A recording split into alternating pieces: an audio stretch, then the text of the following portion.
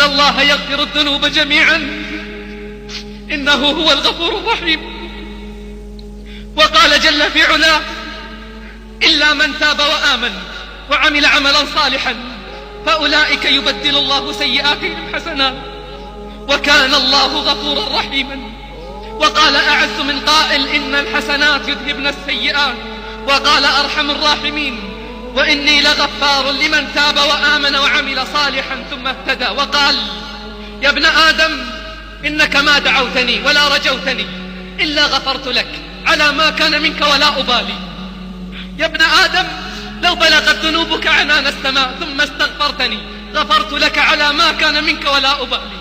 يا ابن آدم لو أتيتني بقراب الأرض خطايا لا تشرك بي شيئا أتيتك بقرابها مغفرة ولا أبالي ولا أبالي. يا أرحم الراحمين، أبشر أيها التائب، أبشر أيها العائد، أبشر أيها المنضم إلى قوافل العائدين. قال صلى الله عليه وسلم: التائب من الذنب كمن لا ذنب له. التائب من الذنب كمن لا ذنب له. أبشر أيها التائب فإن الله يفرح بتوبة التائبين. أنين المذنبين أحب إليه من سجع المسبحين. يروى أن رجلا سأل ابن مسعود عن ذنب ألم به: هل من توبة؟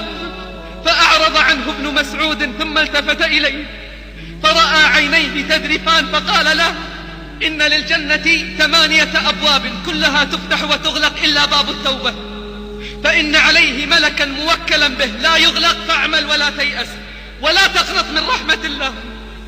قال عبد الرحمن ابن أبي قاسم: تذاكرنا مع عبد الرحمن توبة الكافر وقول الله تعالى: إن ينتهوا يغفر لهم ما قد سلف. فقال: إني لأرجو أن يكون المسلم عند الله أحسن حالا من الكافر.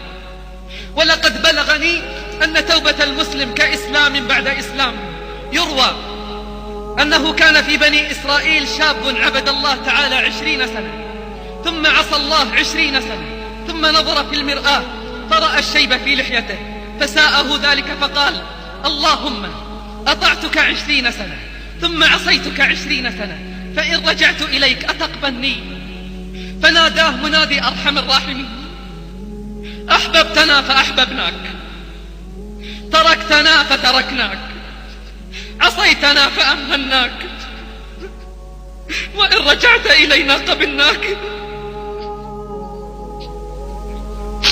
وهو الذي يقبل التوبة عن عباده ويعفو عن السيئات. وهو الذي يقبل التوبة عن عباده ويعفو عن السيئات. اعلم أن مما يعينك على تعجيل التوبة والإسراع في التوبة فالذي حال بين الناس وبين التوبة والصدق في التوبة هو طول الأمل. طول الأمل، ومن أطال الأمل أساء العمل. قال الله: ذرهم يأكلوا ويتمتعوا ويلههم الأمل فسوف يعلمون.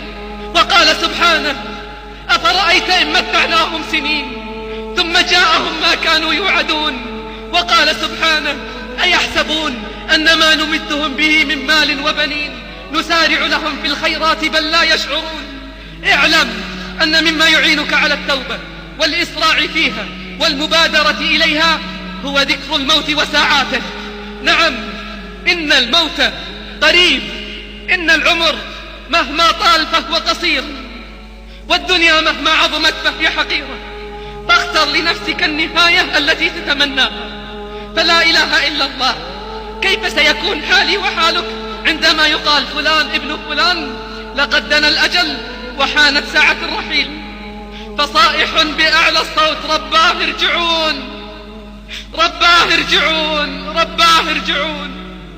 وصائح بأعلى الصوت: وضرباه، وضرباه، غدا نلقى الأحبة، غدا نلقى الأحبة محمدا وصحبه. فاختر الحال التي تريدها يرعاك الله. لما حضرت حسان ابن أبي سنان الوفاة قيل له: كيف تجدك؟